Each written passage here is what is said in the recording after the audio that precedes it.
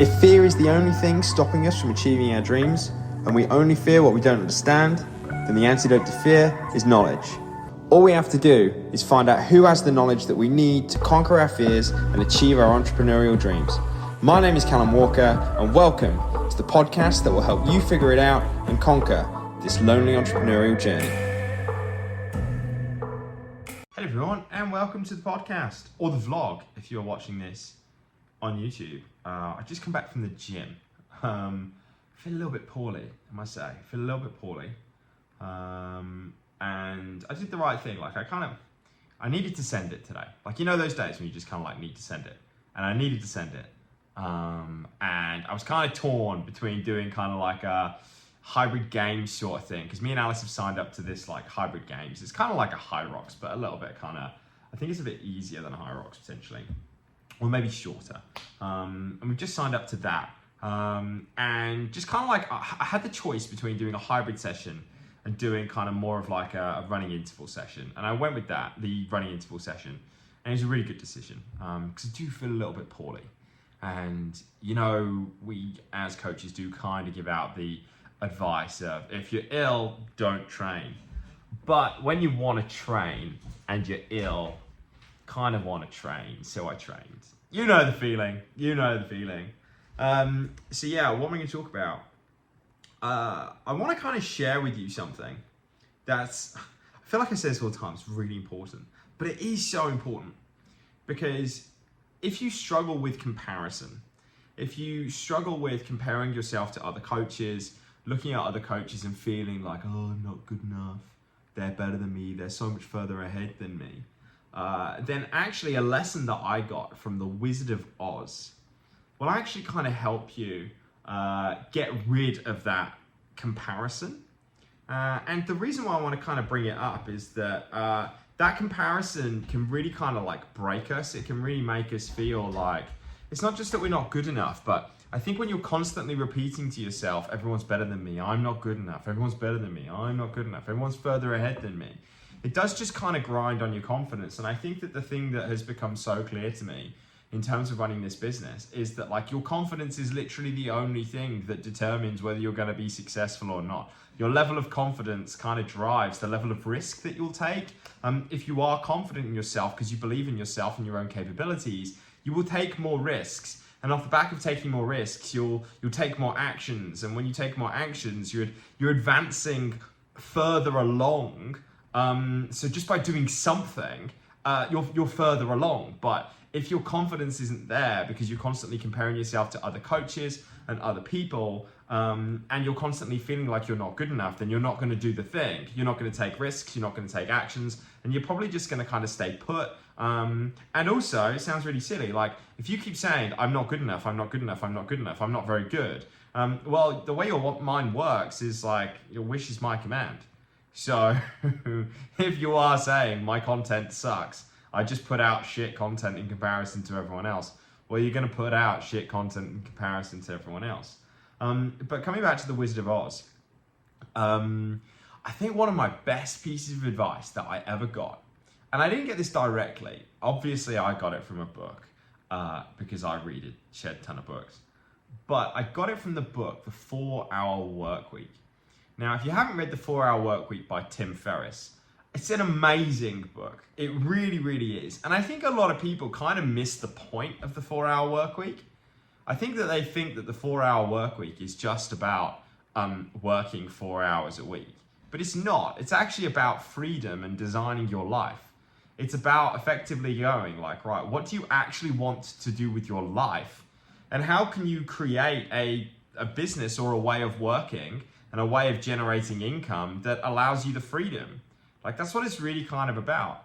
But the biggest takeaway I actually got from the 4-Hour Workweek was, and it really helped me at a time, this really, really helped me at a time when I was so stuck in the comparison cycle. I was comparing myself to other coaches. I was looking at everyone else, feeling inferior, feeling like a failure. And I kind of just I don't know, it just caused me to kind of stay put and stagnate and not really enjoy my coaching business. And he said in the 4-Hour Workweek, he said, stop overestimating your competition. And he said, your competition is not as good as you think that they are. And the more I've thought on that, and I read that book back in 2019, I think, 2019. So as of recording this, that's 6 years ago. And the more I've thought on it, the more I've realized that that statement sums up the fitness industry. This whole statement, that one statement, sums up the state of the fitness industry, specifically online coaching, which is stop overestimating your competition. And if you haven't seen The Wizard of Oz, in the Wizard of Oz, basically, like, Dorothy gets to the end of the Yellow Brick Road, she gets to the Emerald City, and she comes to meet the wizard, and she meets this wizard, this all-powerful wizard. And it was this big kind of like green floating head of like a genie. And Dorothy gets there and she's talking to this wizard and she feels so inferior, and this almighty, all-powerful wizard who has got these magical powers, and Dorothy's like, oh, I'm not worthy. And then again, I haven't seen the film in years. But what happens is that, like, she then goes around the side and sees that behind the curtain, there's just an old man. There's this old, feeble man. And she's talking to the man and she's like, who are you? And as she's talking to the man, the wizard disappears. And what happens is that she starts to realize that this big, all-powerful, amazing wizard that she was seeing was actually just an illusion. And it was actually just a feeble old man who was just a human being pulling some strings. So what she thought was amazing was actually quite pathetic. And I think that that is exactly where the fitness industry is right now. It's full of so many coaches who are very good at advertising, but in the wise words of my partner, they're all fart, no poo. Now, that might be very unprofessional, but they are. There's no substance. They're exceptionally good at marketing, but in terms of the caliber of their coaching, they suck. Like, all of these successful coaches who are hitting like 10K, 20K, 30K, they may have hit 10K 1 month, but I look at all of the months that they hit afterwards, they're like nowhere. Why? Because they can't hold on to the clients that they're actually bringing in because they suck at coaching. They're just good salespeople. They're just good marketers. So all of these coaches that we're comparing ourselves to aren't good at coaches. They're not good at coaching. They're good at marketing. But the problem is, these guys who are exceptionally good marketers, who know how to hook you in, know how to sell, they're not in the industry 2 years later. Why? Because they're burnt out from constantly being on this treadmill of having to sell.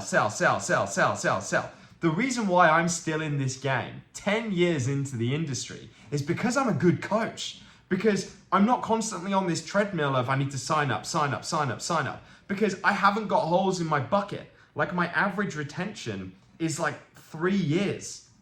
3 years. So if I look at that, if I've got a client who's paying me £250 a month as an example, and they stay with me for a year, that's £3,000. They stay with me for 3 years, that's £6,000. Now, let's say that you on average, let's say you're charging 250 quid a month, but you have typically a client only sticks around with you for 12 weeks. That person is only actually worth 750 quid. So to hit the £6,000, you'd have to make 8 or 9 sales just to fill the holes of the amount that it would actually kind of cost me to have that one customer. And I remember some of the greatest piece of advice that I got from my dad. He said, Cal, he's been in business for a long time. He said, Callum, 85% of business comes from customers I've had for 30 years. And that literally just kind of sums up why so many coaches aren't in this game anymore. Like, they're good marketers, they're good salespeople, but they burn out because the hardest thing to do is to sign up a new client. The hardest thing to do is to be on this constant chase of hunting people down. And because they haven't actually spent any time really focusing on how can I become a good coach and make sure that the product that I'm delivering is of such a high standard and a high quality that I can't get it from anyone else, they're on this treadmill of constantly having to sign up, and it's exhausting. It's exhausting. And that's why, if we look at it, we might compare ourselves to these people, but we're comparing ourselves to we're comparing ourselves to the wizard who's actually this genie and a concept that's made up. But when we actually see what's behind the curtain, these guys really aren't particularly good. And if I almost kind of look at it right now, one of the biggest fears in the coaching industry right now, especially new coaches have, is that they're scared that this industry is saturated. And, like, there's just so many coaches. And I'm like, even if you think that it's saturated, which it's not competitive. If anything, now is the ultimate time to become a coach or to go all in on becoming a coach and growing your coaching business. Why? Because everyone else sucks. Like, they do. Everyone else is such an average coach. Like, there's this huge hoo-ha right now around, is AI going to replace coaches? Only the coaches whose coaching is a loom check-in, some tailored macros in a training program. ChatGPT can do that cheaper, faster, and more effectively. Like, it can do that. So AI will replace those coaches, but the people who actually know how to coach, the people whose coaching goes beyond MyFitnessPal, macros, a little check-in like WhatsApp message that can be automated, like the people whose coaching goes beyond that, those are the people who are going to be successful. Those are the people who stand out in this coaching industry because they stand out because they're still around. And the longer you are around, the more results you can generate. The more results you can generate, the more proof you can actually gather to showcase that, like, hey, your money is safe with me. Look, I can actually deliver. Whereas all of these coaches who are good marketers, who can hook people in, who can sell, they're burning out because they're just recycling the same testimonial, the same social proof over and over and over and over and over again. So I think that the key thing that I am going to share with you here is the coaching industry may be saturated, but it is not competitive. And now is the most beautiful time to actually step into shoes of becoming a high quality coach. And I think that what's important is right now, a lot of coaches are feeling the pinch of it becoming harder and harder and harder to sell. They have said that 2025 has been the hardest year in terms of sales. Now, one thing I'm going to say is, for me, it's actually been the easiest year of sales. It's become the easiest year of sales for me. I've had the most successful year of my whole coaching career. Like, why? Because I have a reputation. Like, I have a reputation for delivering results. If I actually look at the number of people who, first of all, I have a money back guarantee. Like, that's never asked. Like, it's never asked for. But if I think about the number of people in my service who have been unhappy with my service over the past 10 years, it's under 1%. Easily, under 1%. And that does a couple of things for you. Like, one, when you become known, and it's not about being known for delivering a great result. It's about becoming known for being trustworthy. Because I think that when it comes to the fitness space specifically, and you can definitely see this in the mentoring space, there's a lot of business mentors I know who are really struggling to make sales right now. They're business mentors and they're struggling to make sales. And that's because people don't trust business mentors. They don't.